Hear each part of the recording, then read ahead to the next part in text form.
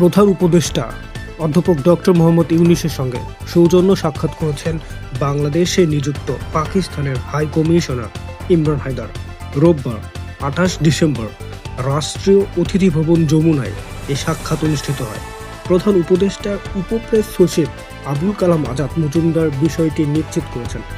সাক্ষাতে দুই দেশের মধ্যে বাণিজ্য, বিনিয়োগ ও বিমান যোগাযোগ সম্প্রসারণের পাশাপাশি সাংস্কৃতিক, শিক্ষামূলক ও চিকিৎসা বিনিময় জোরদারের বিভিন্ন দিক নিয়ে আলোচনা হয়। উভয় পক্ষই দক্ষিণ এশিয়ার দুই প্রতিবেশী দেশের দ্বিপক্ষীয় সম্পর্ক আরও শক্তিশালী করার উপর গুরুত্ব আরোপ করেন। বৈঠককালে পাকিস্তানের হাই কমিশনার বলেন, গত বছরের তুলনায় বাংলাদেশ পাকিস্তান দ্বিপক্ষীয় বাণিজ্য 20% বৃদ্ধি পেয়েছে। দুই দেশের ব্যবসায়ী মহল নতুন বিনিয়োগ সুযোগ অনুসন্ধান সক্রিয়ভাবে করছে। তিনি আরও বলেন, সাম্প্রতিক সময়ে দুই দেশের মধ্যে সাংস্কৃতিক বিনিময় উল্লেখযোগ্যভাবে বেড়েছে। একই সঙ্গে পাকিস্তানের উচ্চশিক্ষায় আগ্রহী বাংলাদেশি শিক্ষার্থীদের সংখ্যা বাড়ছে, বিশেষ করে চিকিৎসা বিজ্ঞান, ন্যানো টেকনোলজি ও কৃত্রিম বুদ্ধিমত্তা। ইমরান হায়দার বলেন, পাকিস্তানের শীর্ষস্থানীয় হাসপাতালগুলোতে লিভার ও কিডনি প্রতিস্থাপনের জন্য বিদেশি রোগীর সংখ্যা বৃদ্ধি পেয়েছে। এক্ষেত্রে পাকিস্তান চিকিৎসা প্রশিক্ষণ ও অঙ্গ প্রতিস্থাপন সম্পর্কিত একাডেমিক সুযোগ প্রদানে প্রস্তুত রয়েছে।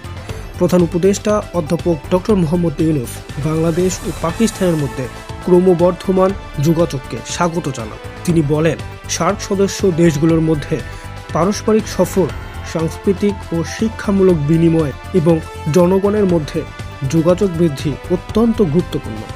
বাংলাদেশ পাকিস্তান বাণিজ্য আরও বাড়ানোর যথেষ্ট সুযোগ রয়েছে এবং হাই কমিশনার ইমরান হায়দারের দায়িত্বকালেই দুই দেশ নতুন বিনিয়োগ ক্ষেত্র ও যৌথ উদ্যোগ অনুসন্ধান করবে বলে আশাবাদ ব্যক্ত করেন প্রধান উপদেষ্টা। সাক্ষাতে পাকিস্তানের হাই কমিশনার জানান, ঢাকা করাচি সরাসরি বিমান যোগাযোগ আগামী জানুয়ারি থেকে শুরু হওয়ার সম্ভাবনা রয়েছে। Democracy Bangla news desk.